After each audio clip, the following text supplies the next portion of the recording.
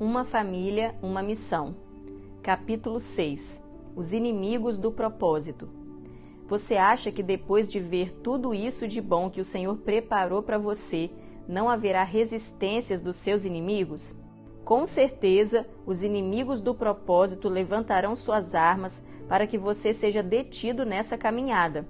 Mas não tenha medo, não tema, porque o Senhor é o teu Pai amoroso e poderoso para guardar e proteger você.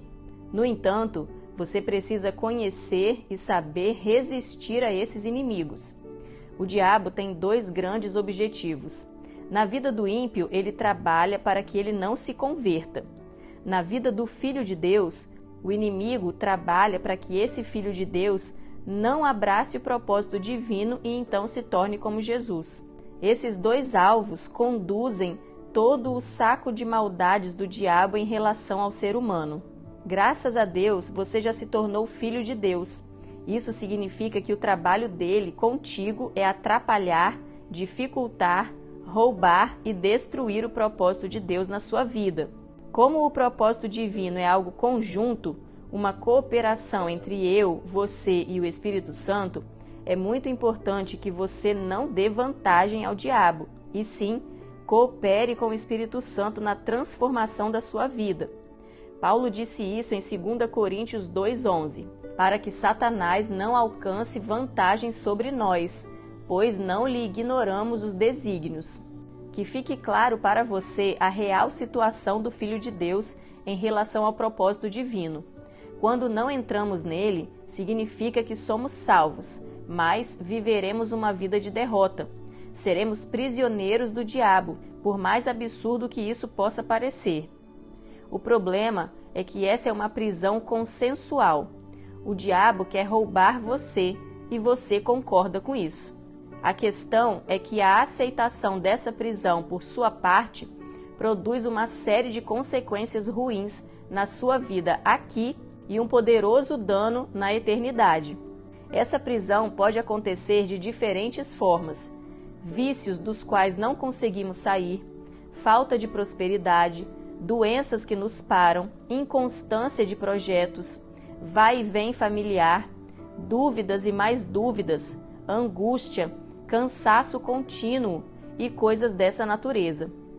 Quando abraçamos o propósito, saímos da prisão e passamos a guerrear com o diabo. Agora, somos livres para perceber os seus ataques e prontos para vencer a guerra. Assim, o projeto divino na minha vida e na sua vida vai se desenvolver até ser completado.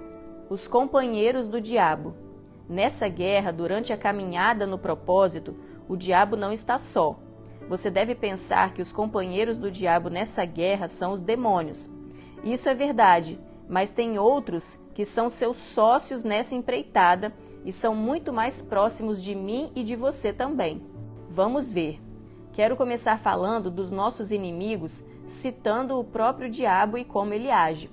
Primeiro, o inimigo chamado diabo. Ele age produzindo as tempestades na sua vida.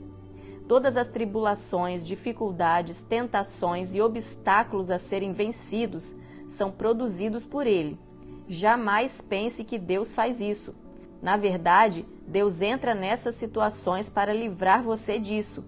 Enquanto o diabo produz toda sorte de dificuldades, fica em derredor, esperando que você abra uma brecha para que ele entre e faça a bagunça. O intento dele é fazer você parar na caminhada do propósito. Ele faz isso inoculando dúvidas na sua vida, através das brechas que conseguiu abrir em sua vida. As dúvidas são o prato predileto dele. Essa é a célula cancerígena que ele tenta inocular em você e em mim. Se conseguir, ele se multiplicará e travará toda a nossa vida rumo a ser como Jesus. Essas brechas são todos os sentimentos descontrolados em nossas vidas, tais como frustração, decepção, raiva, ódio, indiferença, ciúmes, obsessões, rejeições e tantos outros. Sempre por trás desses sentimentos há uma fortaleza em nossos pensamentos que os alimenta. Destrua as fortalezas que esses sentimentos morrem por inanição. Já falamos disso anteriormente. Segundo, o inimigo chamado mundo. O mundo é inimigo de Deus e, consequentemente, nosso inimigo também. Não estou me referindo à Terra, mas a todo esse sistema criado pelo diabo que a gerencia. Sabe qual a maior arma do mundo contra nós? A distração. Ele infiltra em nossa mente coisas que verdadeiramente não são importantes para as nossas vidas aqui, e muito menos lá na eternidade, para nos distrair e pararmos a caminhada. Muitos acham que determinado carro, ou casa, ou roupa, ou passeio são coisas tão importantes que param de olhar firmemente para Jesus em sua carreira proposta e passam a olhar para essas coisas como se fossem o seu guia de vida. Não demora até que percam o rumo do propósito divino em sua vida cristã. Eu creio que a maior distração do mundo é o nosso trabalho natural. Antes de você jogar pedras em mim, me ouça. O simples fato de você duvidar disso já é um sinal de que o mundo está usando isso para parar você. Quando Moisés foi libertar o povo de Israel do Egito, qual foi a primeira coisa que Faraó fez? Aumentou a carga de trabalho deles. Qual era a justificativa? Esse povo está trabalhando pouco, por isso está se distraindo com Deus. Perceba o quanto o mundo trocou as bolas. Olhar para Deus é e deveria ser nossa prioridade. O mundo olha e acha isso uma grande distração. Quando você comenta com uma pessoa mundana que está dedicando sua vida a Deus, ela acha isso um grande desperdício e diz que você está perdendo tempo. O problema é que nós ensinamos e insistimos que todo filho de Deus precisa trabalhar. É justamente aí que o mundo entra. Quando o mundo distrai você com coisas desnecessárias à sua vida, carro, casa, viagens, roupas, como você acha que vai conquistá-las? Justamente trabalhando. O pior é que a maioria ainda coloca Deus na história, falando: Deus vai me dar isso ou aquilo. O problema é que isso ou aquilo normalmente não tem nada a ver com o propósito divino na sua vida. Esse isso ou aquilo foi puramente o mundo apresentando a você como necessário o que é completamente desnecessário. O alvo do inimigo é prender você nessas coisas, com o objetivo de tirar você do propósito divino. Se eu falar para alguém que ele está trabalhando muito, sabe qual é a resposta? E quem vai pagar minhas contas? O problema é, por que ele fez aquelas contas? Foi Deus quem mandou? Se foi Deus, quando chegar a hora de pagar, passe para o Senhor o Pix do credor, afinal foi ele quem mandou. Por que ninguém ousa fazer isso? Porque sabe que não foi Deus quem falou. O problema não está no trabalho, mas no porquê você trabalha.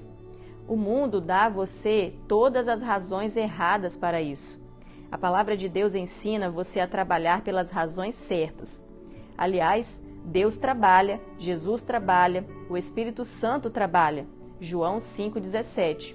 Então vamos aprender com eles a trabalhar de forma correta e não como o mundo trabalha. Jesus disse que os cuidados, trabalhos do mundo matam o propósito divino na sua vida. Se ele disse isso, e pode ter certeza que disse, Mateus 13:22, não deixe que algo abençoado por Deus, como é o trabalho, seja usado pelo mundo para destruir o propósito divino na sua vida. A melhor forma de isso não acontecer é juntar o propósito divino com o seu trabalho. Faça das duas coisas uma só, e assim ele não atrapalhará, e sim ajudará em sua caminhada na carreira proposta. Terceiro, o inimigo chamado carne. É verdadeiramente o mais complicado de deixar fora da nossa caminhada rumo ao prêmio da soberana vocação de Deus em Cristo Jesus. O diabo você resiste e expulsa. O mundo você o vence conhecendo o amor de Deus, que é muitíssimo mais atraente do que ele. Mas como deixar a carne para trás, sendo que ela é o seu próprio corpo? Não há como expulsar você de você mesmo. A grande questão é que a carne sabe que quanto mais você está envolvido no propósito, mais ela perde espaço em sua vida. A carne sempre nos liderou sob a influência do diabo. No entanto, quando Deus entra na história e derrama o seu Santo Espírito sobre nós, imediatamente ela se torna inimigo número 1 do Espírito. É uma questão de sobrevivência. O Espírito Santo está para proteger e desenvolver a divina semente em nossas vidas, até que todos nos tornemos como Jesus Cristo. Isso significa que ele é um exterminador da carne.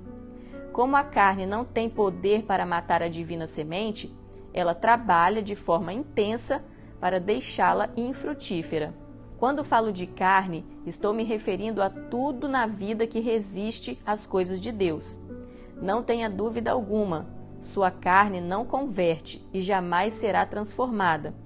Ela voltará para o pó de onde veio. Eu e você receberemos um novo corpo, um corpo glorificado como o de Jesus, para vivermos a eternidade sem guerra interior. Mas até lá, a carne precisa ser subjugada. Não pode haver conversa com ela. Se você for conversar com a carne, dar vazão a ela, com certeza ela o convencerá que o propósito divino é uma grande farsa e desperdício de tempo. Paulo, se referindo à sua própria carne, diz que a esmurrava para que ela não dominasse sobre ele. Mas como ter força suficiente para fazer isso?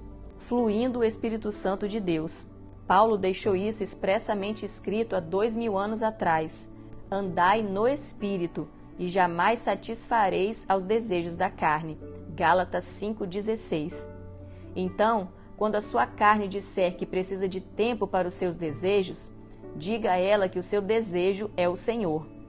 Quando ela disser que você não está dando tempo para ela, diga que Deus é a sua prioridade. Quando ela disser que está cansada, diga-lhe que o fardo de Jesus é leve e suave. Quando ela falar que é desperdício de tempo abraçar a carreira proposta, diga que essa é a sua nova vida. Mas em nome de Jesus, não a deixe liderar sua vida. Se isso acontecer, você jamais vai terminar o propósito divino em sua vida. Esses inimigos são contra a sua carreira proposta. Em toda a sua caminhada, eles atuarão, mas cabe a você e a mim usar o que Deus nos deu para enfrentá-los e vencê-los. Contra o diabo, use a autoridade de Jesus que você carrega. Contra o mundo, conheça o amor de Deus que é muito mais atraente. E contra a carne, ande sempre cheio do Espírito. Assim, ainda que eles lutem contra o seu propósito, jamais poderão parar você rumo ao prêmio da soberana vocação de Deus em Cristo Jesus. Enquanto você os vence, a divina semente cresce, até que se ache somente Jesus Cristo em sua vida.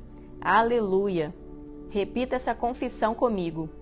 Eu sou um vencedor, e por isso eu vou vencer os meus inimigos. Ao diabo expulsarei usando o poder de Deus. Ao mundo eu vencerei, conhecendo cada dia mais o amor de Deus. E a minha carne não darei a mínima oportunidade de se manifestar. Seguirei sendo cheio do Espírito Santo todos os dias. Pergunta: como unir propósito divino e trabalho secular? Desafio: faça o compromisso, juntamente com alguém que é próximo a você, de todos os dias participar de uma devocional conjunta.